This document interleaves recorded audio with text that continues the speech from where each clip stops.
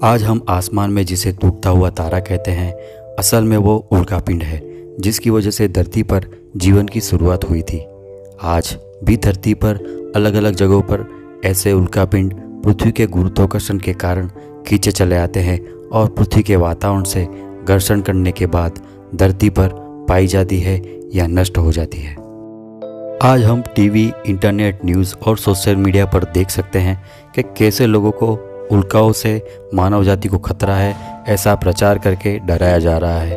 पर कभी सोचा है आपने, ये सिलसिला तो करोड़ों सालों से चल रहा है।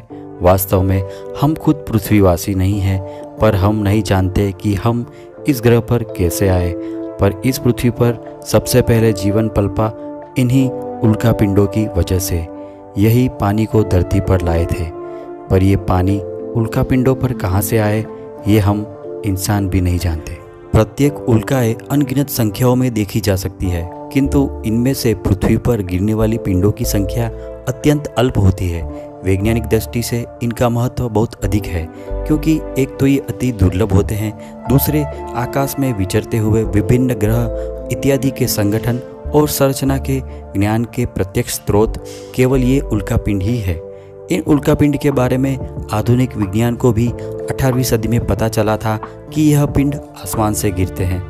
उल्कापिंडों का मुख्य वर्गीकरण उनके संगठनों के आधार पर किया जाता है। कुछ उल्कापिंड अधिकांश लोहे, निकल या मिश्र धातु से बने होते हैं, जिसे धात्विक उल्कापिंड कहते हैं, और कुछ सिलिकेट खनिजों से बने होते हैं, जिसे आस्मिक उल्कापिंड कहते हैं। अभी तक उल्कापिंडों में केवल 92 रासायनिक तत्वों की उपस्थिति प्रमाणित हुई है, जिनमें से सबसे ज़्यादा तत्व है ऑक्सीजन, सिलिकॉन, मैग्नीशियम, गंधक, एल्यूमिनियम, निकल और कैल्शियम।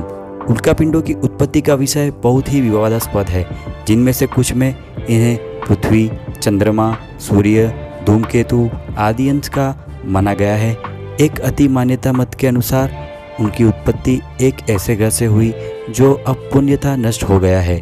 इस विचार में यह कल्पना भी की जाती है कि मंगल के आकार का एक ग्रह रहा होगा जो किसी दूसरे ग्रह से टकराया होगा, जिससे अरबों की संख्या में छोटे बड़े खंड बने जो उल्का के रूप में सौरमंडल में विचरते रहे हैं। उल्कापिंड की कीमत ग्राम के हिसाब से होती है। इनकी कीमत $0.50 से लेकर $1000 प्रति ग्राम भी हो सकती है। उल्कापिंड की कीमत में अंतर का एक बड़ा कारण होता है इनके अंदर मौजूद धातुएं, जो विशिष्ट होती है। सिर्फ चट्टान और धूल से भरे उल्कापिंड की कीमत ज़्यादा नहीं होती, और ये आमतौर पर सिर्फ विज्ञान में रुचि रखने वाले लोगों को आकर्षित करते हैं। वहीं दूसरी ओर ऐसे उल्कापिंड जिनके अंदर धातुएं पाई जाती है, उनकी कीमत सोने से भी ज़्यादा हो सकती है।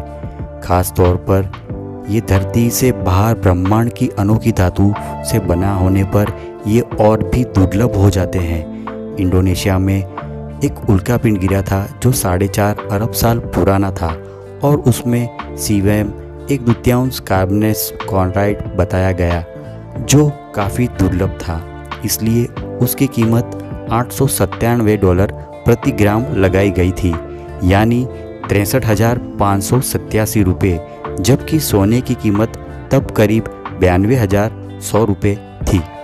उल्कापिंड ऐसे लोगों के लिए जिज्ञासा का कारण होते हैं जो स्पेस में दिलचस्पी रखते हैं। इनमें कई सारे राज छिपे होते हैं। उनकी उत्पत्ति से लेकर ये किस दिशा से आ रहे थे, हर पहलू ब्रह्मांड के बारे में जानकारी दे सकता है। वैज्ञानिक इस बात की खोज के लिए उल्कापिंड का सहारा लेते हैं कि जीवन कैसे शुरू हुआ और क्या कहीं और भी जीवन की संभावना है। कभी इन पर धरती जैसे तत्व मिलने से धरती पर जीवन की उत्पत्ति के बारे में अहम सवालों के जवाब मिलने की उम्मीद जगती है, तो कभी ब्रह्मांड के दूसरे हिस्सों में पाए जाने वाले तत्व। तो दोस्तों, आपने इस तरह से नज़ारा आसमान में देखा हुआ है? कमेंट में ज़रूर बताइएगा, और इस चैनल को लाइक और सब्सक्राइब कीजिएगा, और इस वीडियो को बने उतना शेयर कीजिएगा, जिससे लोगों को जागृति आए और लोग समझे कि होता क्या है उल्कापिंड। लोग इससे खामखा डर रहे हैं, जबकि ये करोड़ों सालों से हो रहा है। तो मिलते हैं नेक्स्ट वीडियो में।